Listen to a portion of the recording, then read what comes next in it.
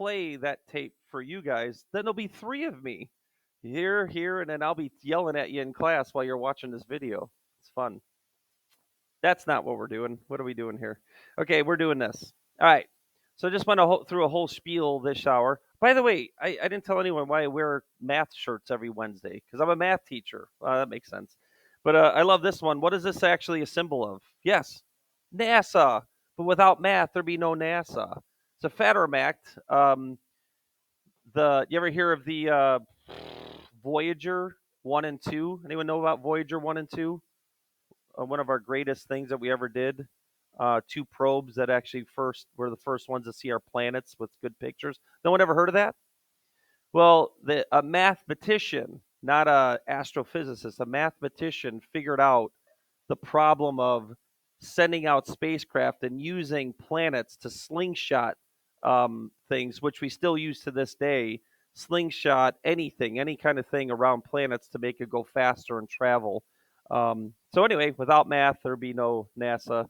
Every Wednesday, I wear a math shirt of some kind. Except the first Wednesday, I wore my.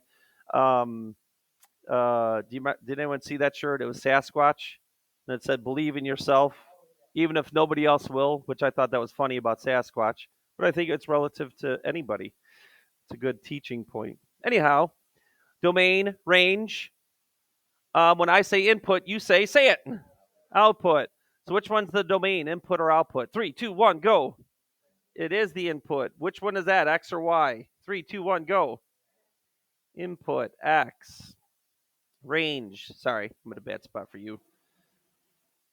Output, Y. But it means more when we ask what is the domain and what is the range. We're actually going to hit this further. Even so, Mrs. Fasola did a little different approach in her class, and she said her students really don't show that they know what's going on. So maybe our different approach to these graphs will enrich in your idea of what graphing is in general, and that's what graphing is. Input, say it. That's it. You're looking at a picture of dude. You got to pay attention, man. I can't pay attention when I see you guys jim jacking around over there. Yeah, I'm doing that right on the video. I don't care. All right, I can't do it. You need to look up here. All right, you're in the class. Get the most out of it. All righty then. Love it. It's also distracting to me though. All right, but anyway, f of x equals x squared. You plug in 0 for x, square it, you get 0. You plug in 1, you get 1, but then that turns into a coordinate, and then you graph it. And then that's what a picture is. It's actually an infinite amount of coordinates, even though you only do a few maybe to get a shape. And that's how we're going to approach all graphing this year. You're going to input, output to get the picture and make sense out of it. I do it with the CAT students as well, and they're really bad at it, some of them. Not the ones I don't know this year, but in the past. Really bad at the input output and understanding why we're doing this. They don't get it.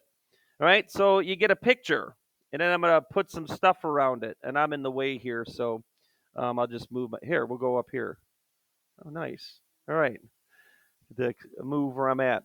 All right, so here's that picture. Input, output, 0 squared is 0, 1 squared is 1, 2 squared is 4, and this goes forever. 3 squared is 9, 4 squared is 16. It goes off the charts. That's why we draw an arrow, because it keeps going. And don't ignore decimals. 0.5 squared is 1/4. Ooh, 1/2 squared is 1/4. 1 squared over 2 squared. So decimals are also in there. That's why we draw. That's why we connect these dots, because there's an infinite amount of coordinates actually between these two. Because there's an infinite amount of decimals between 0 and 1. Mind blowing. Okay, so that's what we're looking at.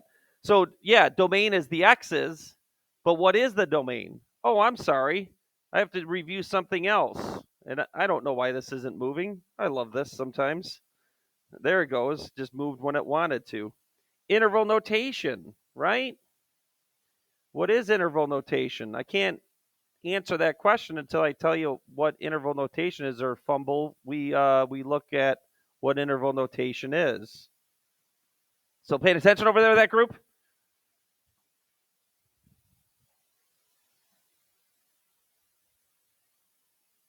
Okay, so that's not interval notation, but I thought I'd throw an inequality. X is less than 2. All right, what's x is less than 2? Let's get rid of this. X is less than 2, graphs on a number line. This is not interval notation either. First of all, I hope you remember that X is less than 2. That's an open dot on 2, right? That means not including. And then less than 2 are these values. Some people screw that up, though. Looking at a graph, they can't say that that's X is less than 2. They screw it up and say greater than. Nope. Now, what is interval notation? You have to go in order. First of all, what number, I started off difficult here, is way over there on the number line? 3, 2, 1, go. Negative infinity. You have to go in order for interval notation. You have to start from left to right. And then let me stop and tell you why this is a parenthesis. Because you can't get to the smallest number ever. You're approaching it. So parentheses means you're approaching. You can never get to negative infinity, meaning the smallest number ever. So the reason I made a point of that is 2 gets a parenthesis as well, because the solution set is all the numbers up to 2, approaching 2, but not including 2. So what would that be? 1.9999999999999. I could keep going. All right, but 1.99999 is actually included in the solution set, but 2 is not.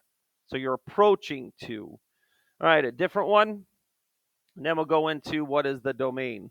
Let's just say X is greater than or equal to -3, which graphs like this, -3, colored in dot, and then shaded to the right. What is that in interval notation?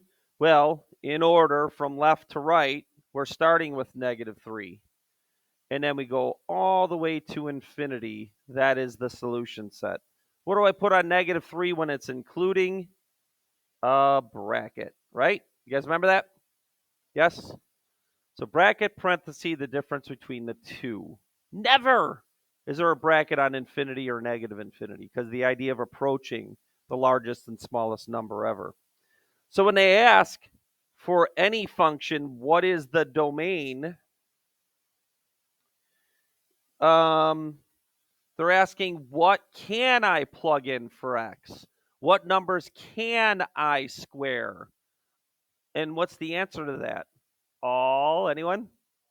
All real numbers. There's no problem. I could square any number. I could square a positive, a negative. I could square a decimal. I could square any number that exists.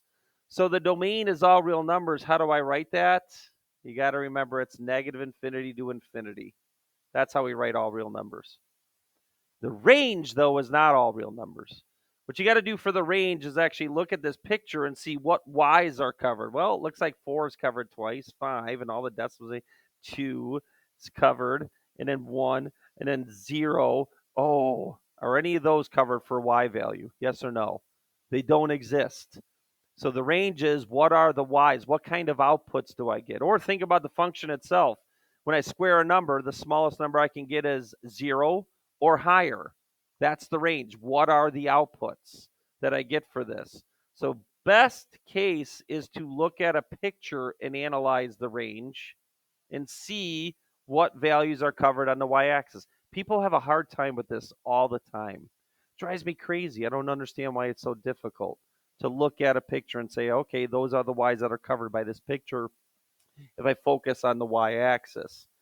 And then another thing, increasing and decreasing behaviors. We'll hit this as we cover all the graphing. We'll have a little chart of things that you have to fill in: increasing, decreasing, domain, range.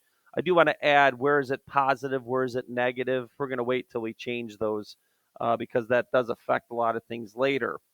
Okay, well, in graphing, we always read left to right. Just like I showed you, interval notation has to be left to right. So what's my hand doing right now? 3, 2, 1. What did it just do? 3, 2, 1, go? Decrease, and then what's it doing now? But what we need to understand is this, so we'll never make the mistake again. They're already describing the y's. Or look at the chart. As I put these x's in, these y's are going down. And then as I put these x's in, these y's start going up. So the word increasing and decreasing and decreasing is describing the y's. You need to name what the interval is. What are the inputs that create the decreasing y's? So you must name the x's. All right. So this is increasing from here to here. You need to name these x's that create those inputted or outputted increasing y's.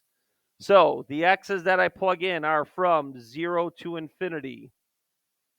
Notice what I put on 0, a parenthesis. Now watch my hands. And I'm going to see if this can like show up on this video here. Yeah, I think it might be all right. Get that picture a little bit more centered, even though it's crooked. I'm going to add something for you if you could just listen and try to remember this, those high flyers that'll be in calculus in 2 years. There's a thing called tangent lines. First of all, let me do this. You guys did tangent lines probably with a circle. How many times does a tangent line cross a circle? 3, 2, 1. Anyone remember? How many times does a tangent line cross a circle? Once. It's special. So let me pretend this is half of the circle right here. For a tangent line to hit this knuckle, it couldn't be like this because it would cross the circle twice. It'd have to be sloped like this. See that? It had to be sloped like that. I bend it any way, it's not a tangent line anymore. For any point on the circle, there's exactly one and only one tangent line. Same thing happens for this. There's a tangent line at this point, and I would guess that it would be like sloped like this. It'd be kind of like sloped like in that direction. I'm probably a little bit off, and I missed it. But I just want you to know about this, why we're going to do a couple things next. What kind of slope is that, positive or negative? Negative, that means it's decreasing. Negative slope. Now, what happens at 0? What kind of line is this? Don't say straight. What kind of line is that? Nope. What kind of line is this that goes in this direction? It starts with horizontal. And what's the slope of this horizontal line? What is the slope of that? Anyone know? 0. Not negative or positive. So I'm hammering down the point why when you do increasing and decreasing behavior, you never use a bracket. Because at 0, there's a change. But right after 0 to infinity, there's increasing behavior. The slopes of the tangent lines would be positive on this side, right? And that's calculus. When you do slopes of tangent lines, it's related to a concept called derivatives. I used to love doing derivatives in pre-calc.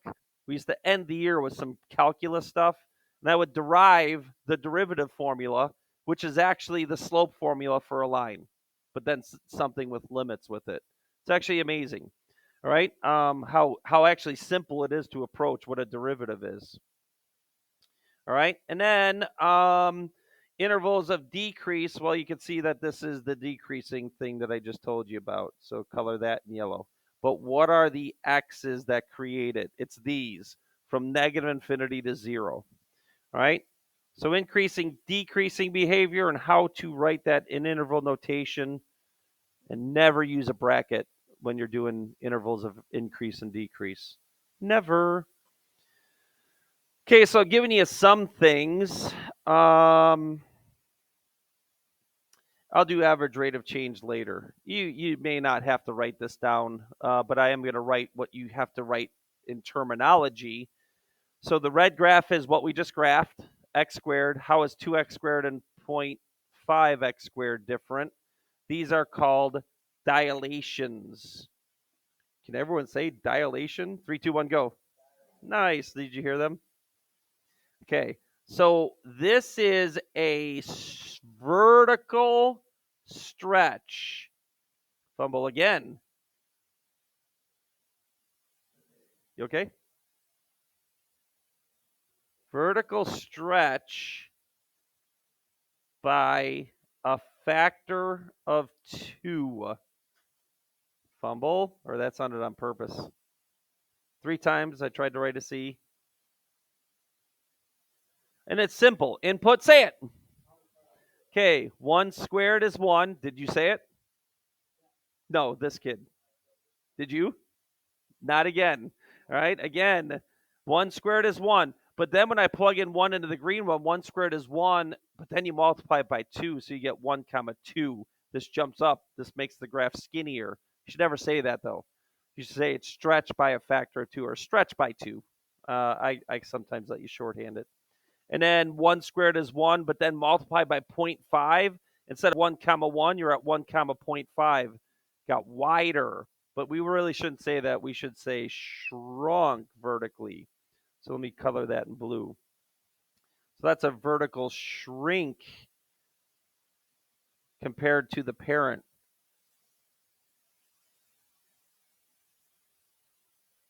Let's just say by, and then 0.5 by a factor of, I don't know. Okay, so anyway, I think you've seen this before. And then maybe one more thing, and then we'll start talking about. I asked last hour if they've seen those forms of parabolas just to see where we have to go. And you don't have to separate this or just scratch this down real quick. I don't know why they do one. They should have said x squared. But two things what the blue graph is.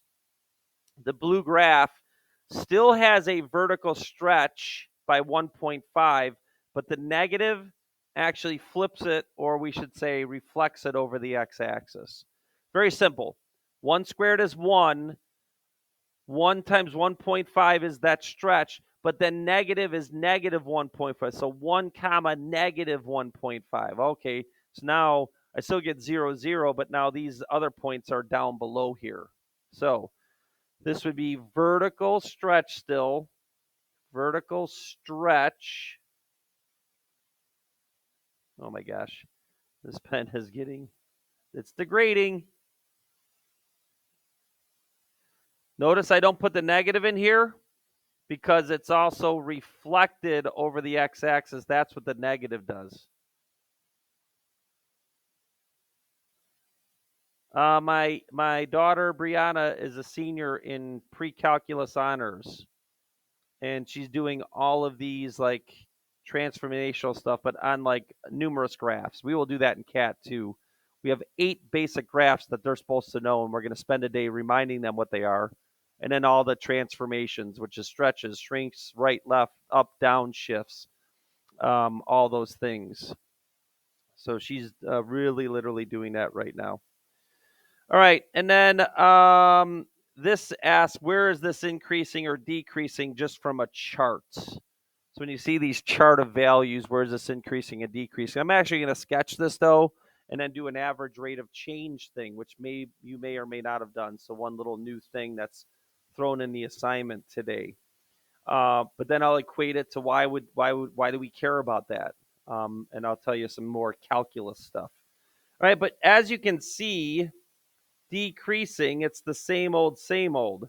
When I plug in those x's in order, those y's in order go down.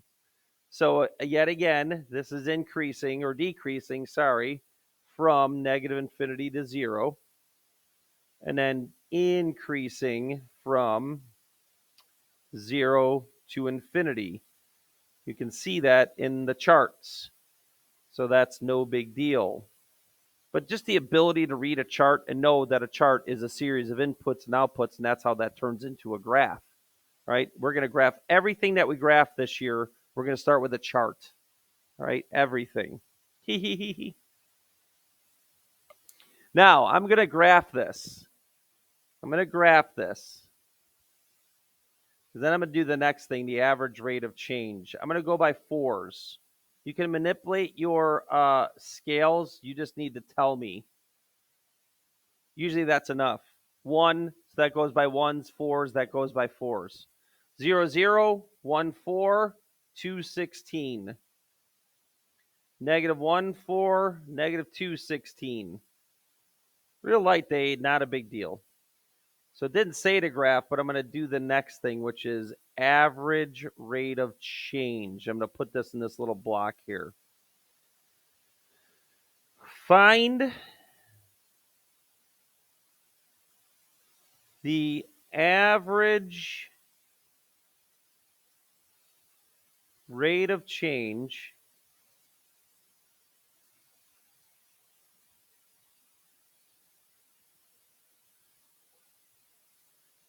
between, they got to give you a couple coordinates.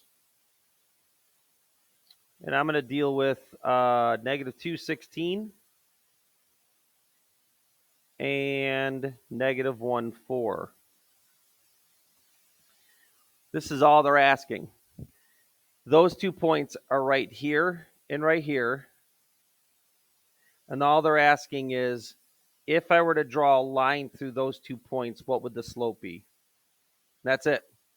That's it. That's the average rate of change between those 2 points. But listen, this is the calculus of this. I'm going to tell you the definition of what that line is or what that line's called. That is not a tangent line, because how many times does it cross? 3, 2, 1, go. Twice, not once. That's called a secant line. Can everyone say secant? Very nice. Now, in calculus, this is what they do.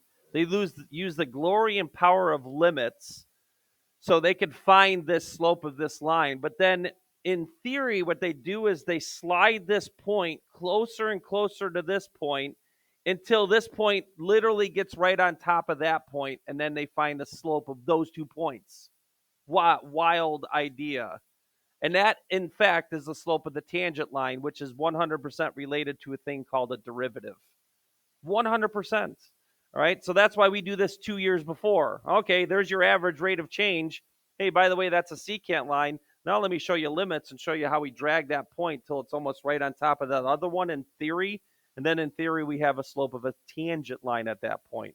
And then that opens up a whole world when that graph has a real world meaning to data that you can analyze. Very true.